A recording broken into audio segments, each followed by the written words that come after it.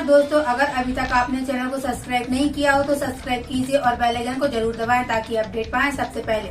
नमस्कार दोस्तों, मैं हूं आपके साथ निशा नामदेव। आइए नजर डालते हैं इस वक्त की बड़ी खबर की ओर। मध्य प्रदेश के विदिशा जिले में नाबालिग युवती लालच का शिकार हुई। माता पिता ने पैसे के लालच में आकर 16 वर्ष की उम्र में युवती का आगरा निवासी सौरभ तिवारी के साथ बाल विवाह कर सौदा किया। मौका मिलते ही युवती आगरा से भागकर अपने मित्र आशीष के घर आई। युवती अभी भी आशीष रैकवार के घर रह रही है। युवती के माता पिता ने आगरा निवासी सौरभ तिवारी के दबाव में आकर आशीष के खिलाफ 376 का मामला दर्ज करवा दिया। वहीं दूसरी ओर पुलिस का रवैया भी मामले में गोलमोल दिख रहा है। युवती का कहना है कि मेरे बयान लिए बिना पुलिस ने आशीष पर एक तरफा कार्रवाई की। कहाँ रहती हो? बालरापुर में। तहसील? बासुता। क्या हो गया था जो एसपी ऑफिस आई थी तुम? सर, मेरे मम्मी पापा ने मुझे ना आगरा में भेज दिया था सौरभ तिवारी को। मेरे मौसी और पापा मम्मी दोनों शामिल हैं। तो मैंने इस आशीष के साथ में आ गई थी, तो इन्हें रिपोर्ट की और कोई मेरे बयान नहीं लिखे गए। और जो मैंने बयान दिए तब भी लड़का जेल गया। और मैंने मैडम जी तक बोला कि इन लोगों ने मुझे भेज दिया है, तब भी मेरी कोई सुनवाई नहीं हुई, ना कोर्ट में ना थाने में। और पापा मम्मी मुझे उसके पास ज़बरदस्ती भेज रहे हैं। भेज दो। कैसे भेज दिया उसको? भाई ये लड़के को लेके आ गए। उसकी मदद करी? हाँ, वो लड़के की मदद करी, उसको यहाँ लेके आए और उसी को जेल भेज दिया? उसी को जेल भेज दो। अच्छा, आपने थाने में वगैरह में? थाने में हमें मौके नहीं मिल पावा, लग जेल ले गए। अच्छा, और जेल भेजा हुआ है। अच्छा, ये लड़की अपनी मर्जी से रह रही है जबरदस्ती? अपनी मर्जी से, हमारे कोई इससे मतलब वो नहीं है। अच्छा, अपनी मर्जी से ही। अच्छा, कोई कुछ कह रहा है क्या ये यहाँ रह रही है लड़की? भाई मैडम, दबाव कहीं से आ रहा है? मैडम ही परेशान करती है हमें। कहाँ की मैडम है? कौन से थाने की मैडम है वो? वो जब थाने की है अपनी यूनिवर्सिटी वाली। क्या अच्छा। कहते हैं मैडम? कहती आप क्यों रख रहे हो? अच्छा, तो आपने बताया नहीं कि अपनी बताया मर्जी से हमने रखी? कि अपनी मर्जी से रह रही, कोई जिम्मेदारी नहीं है।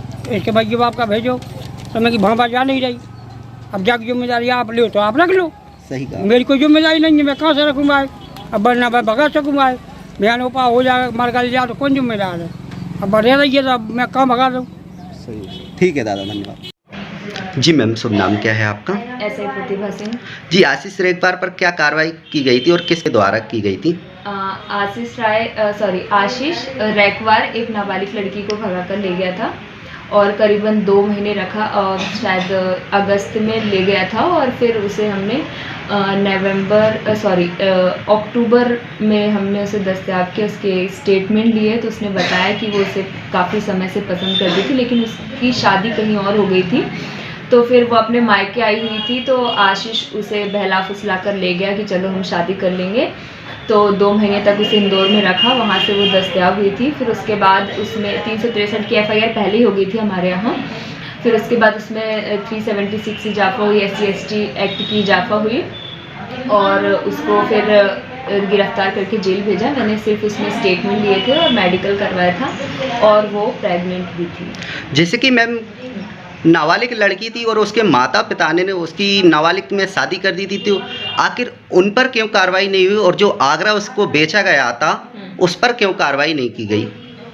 बेचने का हमें उस लड़की ने भी कुछ नहीं बताया, उसके माता पिता ने भी नहीं बताया। उन्होंने बोला कि हमने उसकी शादी करी थी।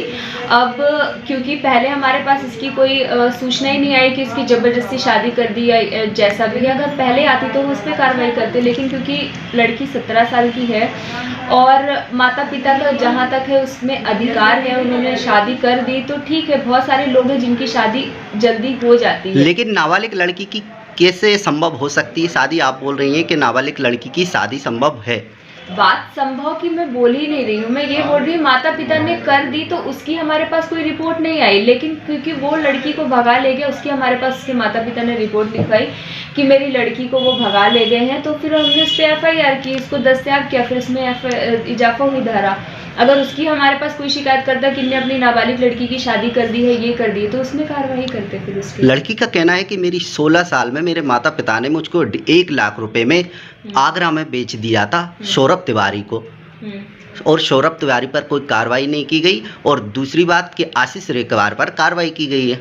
उसने हमारे को जो स्टेटमेंट दिया, कोर्ट में भी स्टेटमेंट हुए उसके 164 के, और थाने में भी हुए 161 के, उसमें उसने ऐसी कोई इन्फॉर्मेशन दी ही नहीं कि मुझे बेच दिया गया या ऐसी कोई ज़बरदस्ती शादी हुई है, ये हुआ है, कुछ भी नहीं। उसने आशीष रैकवार का बताया, उसे हमने जेल भेज दिया।